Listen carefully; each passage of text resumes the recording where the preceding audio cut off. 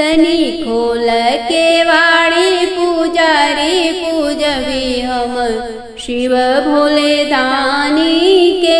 तनी खोल के वाड़ी पुजारी पूजबी हम शिव भोले दानी के। शिव भोले दानी के शिव अंतर्यामी के, शिव भोले दानी के शिव अंतर्यामी के। तनी खोल के वाड़ी पुजारी पूजबी हम शिव भोले दानी के। हाथे लिहले खाड़ बनी गंगा जी के जलवा, गंगा जी के जलवा हो गंगा जी के जलवा।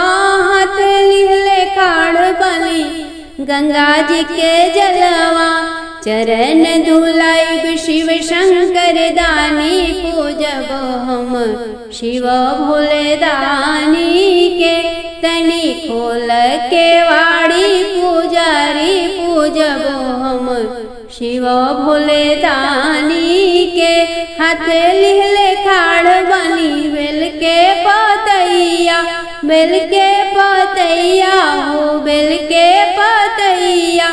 हाथ लिहले खाड़ बनी बेल के पतैया, चढ़ाई बेल शिव शंकर दानी पूजब हम शिव भोले दानी के। तनी खोल के वाड़ी पुजारी पूजबी हम शिव भोले दानी के।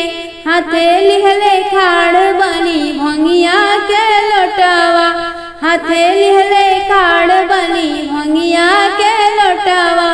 भोगवा लगाई शिव शंकर दानी पूजब हम शिव भोले दानी के।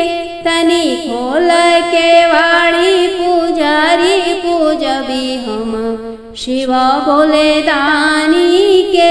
हाथ लिहले खाड़ बनी आरती के थाली, हाथ लिहले खाड़ बनी सोने के थाली।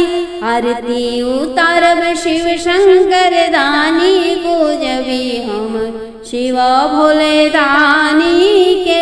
तनी खोल के वाड़ी पुजारी पूजबी हम शिव शंकर दानी के। तनी खोल के वाड़ी पुजारी पूजब हम शिव भोले दानी।